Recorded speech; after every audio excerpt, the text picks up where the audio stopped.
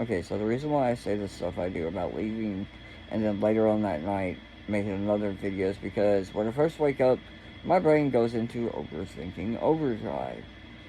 And basically, my brain lets all the shit that's being said about me in a negative light get to me. So my brain's something like, okay, they're saying this stuff about you, just get off of YouTube. Now y'all might say, well, that's a defense mechanism. Your mind is trying to protect you or shield you from all this stuff. And while that is good,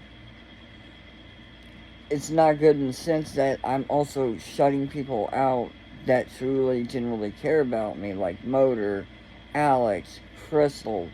Yes, I'm talking about the Crystal on here, the one that often comments on my videos, even if it's not about the whole fucking bullshit with that Johnny dude.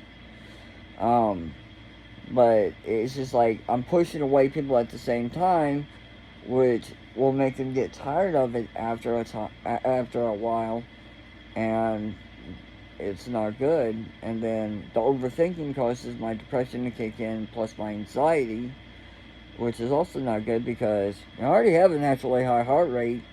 I have tachycardia, which is increased heart rate. I've had my resting beat per minute be as high as 140. And somebody my size and my age, that's not normal. That's not safe. Which is why I'm on metoprolol twice a day. Metoprolol is a heart medication, right? And it just kind of levels it out and kind of brings it back down to a safe range. And then on top of that, the anxiety adds to the heart rate. I don't know if anybody's ever had like an anxiety attack or a panic attack, but your heart rate increases. And already being at 140 beats per minute, add anxiety on that, I could literally have a heart attack, believe it or not. And that wouldn't be good. Because I just got done beating cancer. I hate mentioning that, but like it ties into all of this. I know a lot of people will be like, "Why do you keep mentioning you have cancer?" And look, I understand it gets old after a while. It gets old after a while, but it's still a part of the story, right? And I feel like my anxiety and everything has gotten worse since going through cancer treatment because one, I had to get up early in the fucking morning, around 7 a.m. I had to be two places back to back. So from the time I get done doing, I think it's my chemo, I have to run back, going towards my house, stop at another facility to do my radiation, and then I'm going home. And by the time I get done, I'm just so exhausted, I'm drained, I'm done, and have to do that for a long, long ass time. Once a year is a pain in the ass, a real pain in the ass. And I guess some people just don't understand that, and that that's trauma in itself. I mean, think about it for a second. You're 26 years old. I'm 27 now, but you're 26 years old. You have to get rushed to the hospital because you can't walk, you can't eat. And then that hospital just strikes it off.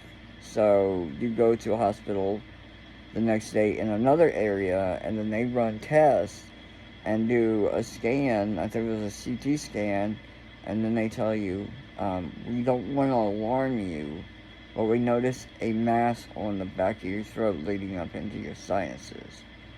We're not sure, but we're thinking it's cancer. And then get shipped to another a specialist hospital that deals with cancer. Okay? And then we're running a biopsy, and then getting the news it is cancer. Yeah. That's my life. So that's trauma in itself. And that's excluding the fucking breakups and shit that I've had. Like this last one, I think it was last year, my ex broke up with me. This was before I found out I had cancer. And needless to say, I almost drank myself to death because of it.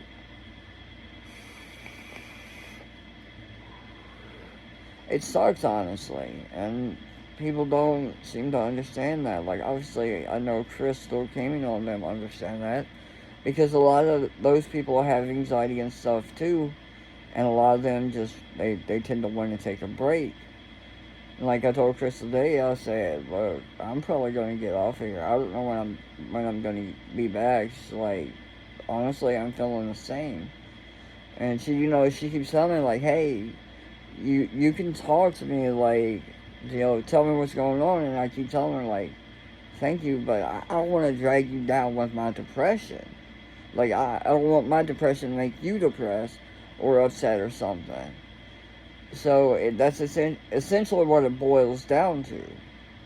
Is I would rather just be in my own space and deal with this shit on my own than have other people try and help me deal with it. Because I'm gonna tell you right now, I was with someone years ago who had depression, who was always in, I would say, an unstable mood, right? And it can be taxing on a person. It really can. And Alex, for example, she has depression and whatnot, and I have to manage my own depression and help manage hers as well. It just it makes my depression a lot worse, and it's hard on me, and it's just like that's why I sleep a lot. Like, I went to bed fairly early last night, right? And I did not wake up till 3 p.m. I woke up like once today because I had a freaking splitting migraine, but I immediately went back to sleep. And I said, fuck it, I'm not waking up until my body decides to wake up. But that's literally what's going on in my head. My body's at an all-out war with itself as far as mental stability goes.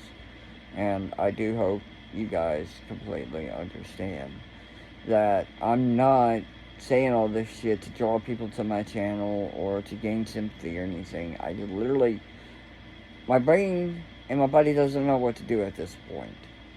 And that's really all I can say. And I hope you guys stay safe and check on your loved ones because you never know what they may be going through.